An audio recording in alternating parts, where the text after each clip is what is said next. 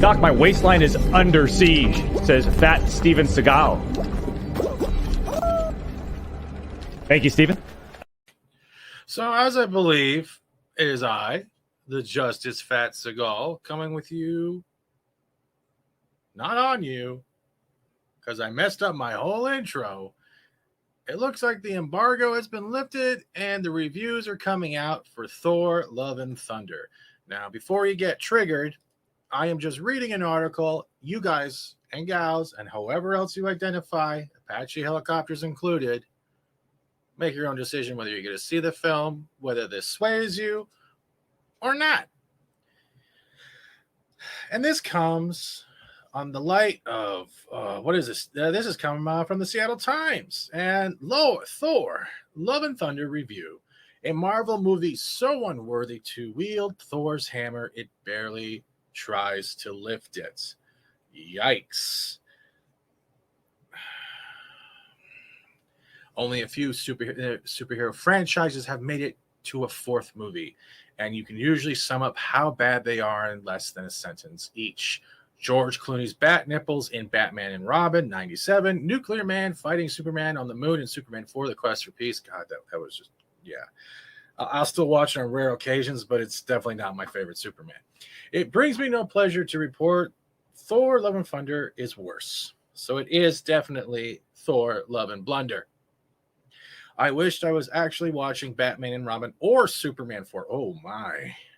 Because for all their camp, these and those movies felt less pointless and more human than Thor 4.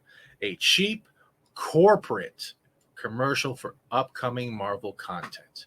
Thor 4 feels like a Disney experiment in just how bad movies from Marvel can get before someone points out the Emperor has no clothes. It feels like a Marvel movie that secretly thinks you're stupid for liking Marvel movies. There it is. That has been an underlying thing. Even I have brought this up in other things before as my chair squeaks underneath me. They write this stuff. They try to entertain us with this stuff, not just in Marvel, but in Star Wars as well. Even I guess Pixar, that you're too dumb to question anything, just consume. Thor was a weird candidate for the blockbuster movie in the first place, and certainly as the first Marvel character to get his own fourth movie, he's not a superhero. He's a god who's famous for his element. Thunder and lightning, too. Not his personality. Well, they've dumbed him down over the years. I swear to God, they've dumbed him down. He's Superman without Clark Kent. While the first two movies stumbled around with this aesthetic, in the third, Ragnarok, director Taika Waititi injected bullets of space opera and a suggestion of a sword and planet sci-fi and turned the awkward shuffle into a jokey dance. So I'm guessing they put a lot of jokes, like Marvel type jokes in here, and they didn't all land. In a better franchise, a better world, maybe Waititi and Disney would be satisfied. Well, they don't listen to us. They just tell us to enjoy it, and if we criticize or point anything out, automatically we hit the checklist of transphobic, racist, homophobic, and all this other crap as they go through the list. And then they eventually, when it reaches Yahtzee, they just wipe off the board and retry again. Thor 4 drags the joke out way too far. Wow. Okay, so it looks like they're not even going to bait and switch. It's just bad. Thor 4 finds Thor what seems like an epilogue of a devastatingly tragic story. He's lost his father, his mother, his adopted brother, homeland, most of his people, and his kingship. Well, technically they're relocated on Earth. So we all lose things. The problem is, do we give up or do we keep pushing forward? The bottom line, and a big problem with Thor, as we're seeing with a lot of these movies in general, is that he's always on the search for something rather than realizing who he is and going on that pretense to make that his journey. Just make it Thor. He has his own journey. He has to I don't know. It's like we're getting now back to the all fit Thor, but he has the mentality of Fortnite fat Thor, and nobody really liked that. Some people did, not a lot. I didn't. God. Oh my God. Iron Man is dead. We're never going to get an Iron Man like that again. Black Widow is dead. Spoilers. Captain America is old. Yeah. The Hulk is no longer angry. No, he's just soy. But like the Marvel franchise, Thor never dies until they want to replace him. So it's yet another villain, Christian Bale, also known as Voldemort or Death from Bill and Ted's Bogus Journey, because that's what the toys and his character kind of looks like. Yet more soupy CG minions with shadowy tentacles and spider legs. Are they describing Disney, or are they actually talking about what's in the film?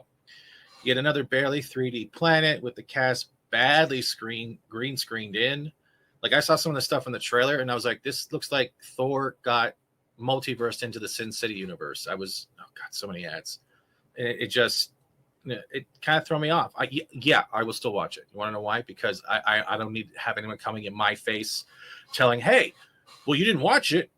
You shouldn't talk about it. You shouldn't criticize it. Well, guess what? I do that because I would like to get a fair point of view.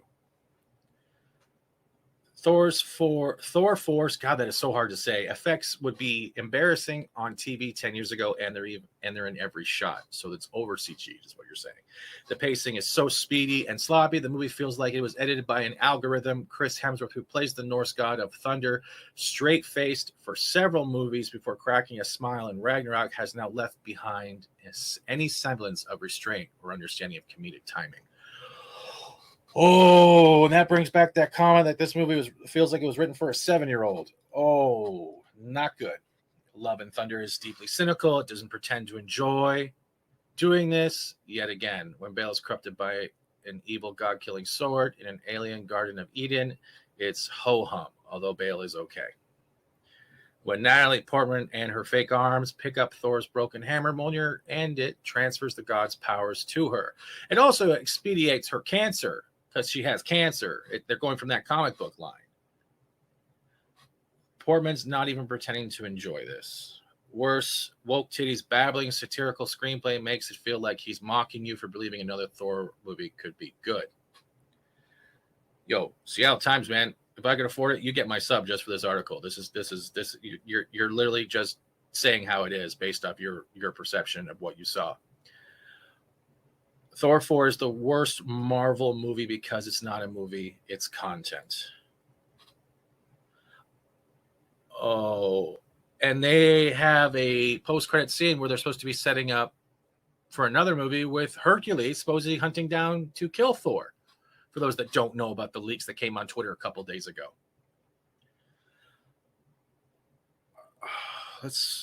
Thor 4 is a bad farce of itself. It has no stakes and no deaths are permanent. It doesn't even pretend for a moment that anyone, even if they get a bolt through the heart or everything but their face gets destroyed, or even if they literally die, is actually going to exit this franchise. That would mean no spin-off series. That would mean less content. Remember, consume the content. The message is another underlying message. Consume. Never question.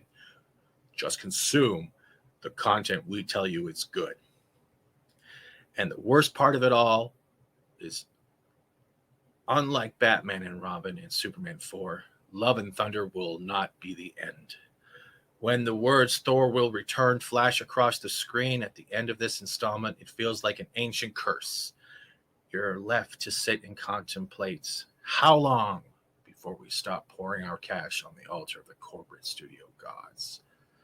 This article comes from one damn good writer right now, Scott Greenstone. And like that, and pretty much every emotion of Tessa Thompson,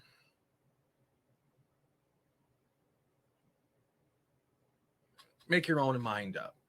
I will never vilify you if you enjoy this movie, if you want to see this movie, nor should anyone. Same time, no one should villainize someone for making criticisms or not liking the film. If anyone does that in both categories, you just turn them off. Freedom of speech doesn't include freedom of listening. I am FAT-STEVENSEAGAL. This has been a 10-minute video reading an article that most people just poke fun at. What do you think is going to happen in Thor? The embargo's lifted. I'm going to go through as many reviews as I can. But I'm still going to give it a chance. Why? So one less argument can be thrown in my face. Take care, everybody. Secretly, I'm watching it just because I want to punish myself, because when I get reincarnated, I can atone that sin. Oh my God.